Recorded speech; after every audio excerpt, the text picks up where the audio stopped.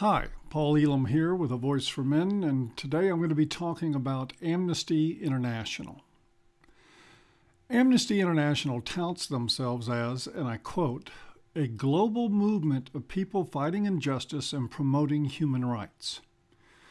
Recently, Mike Buchanan, the founder of the UK political party Justice for Men and Boys and the Women Who Love Them, inquired with Amnesty International about using the conference hall at their London headquarters for the International Conference on Men's Issues 16, scheduled for July 8th through 10th of next year. It would seem to be a natural fit. The men's human rights movement promotes human rights, so does Amnesty International. But apparently only if you have a vagina and align yourself to the correct political ideology. In a pretty brazen display of bigotry, Amnesty International responded to Mike's inquiry with the following email. Hi, Mike, they say. Our terms and conditions are part of the booking form. Unfortunately, the Justice for Men and Boys message seems incompatible with our very public campaign specifically for women's human rights. Then they provide a link.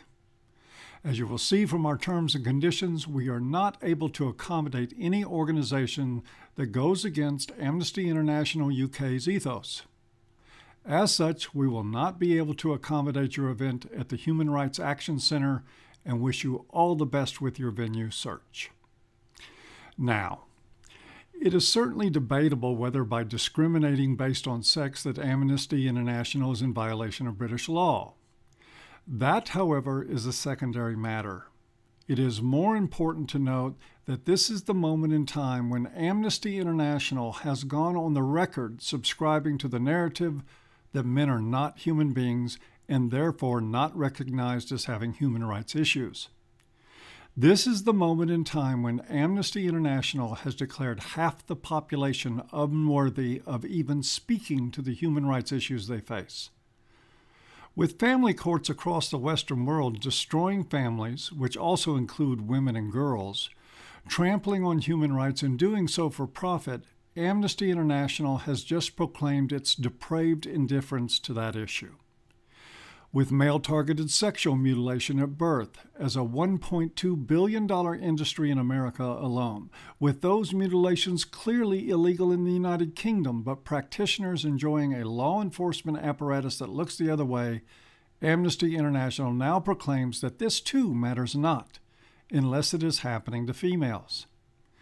With criminal sentencing disparities, healthcare research imbalance, and educational program deficiencies all falling soundly and harshly on the male, Amnesty International now says they will not only turn a blind eye to those issues, they will join the bigoted trend and refuse a venue to those who dare aspire to talk about it. Amnesty International is now denying a platform to men's human rights advocates because they are advocating for the rights of the wrong sex. They pull the implied excuse that men's advocates seek to curtail rights of women out of thin air and offer it up straight-faced, as though they are unaware of the falsity of that claim. Of course, there is no, and never has been, any agenda of MHRAs to curtail or restrict the rights of women.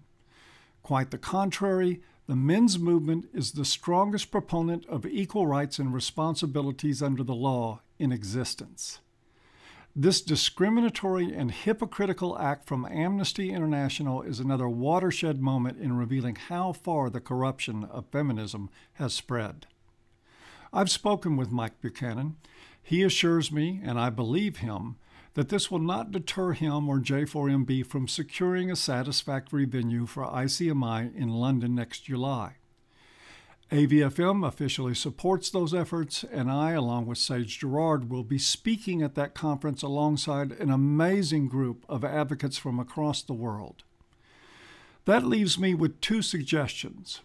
One, if you have not made plans already, secure your seat for the conference in London with a £22 deposit right now. There's a link in the low bar. Two, if you are one who has supported Amnesty International, cut them off from that support and let them know when you do so that you will not support a human rights advocacy group that fails to recognize the humanity of half the population. Tell them how you feel about a human rights advocacy group that would deny a platform to those seeking solutions to legitimate human rights violations. Most of all, though, show up for the conference.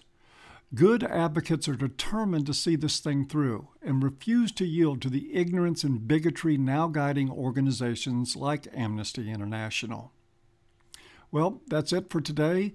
Thanks for taking the time to listen to this message, and I hope to see you in London next summer.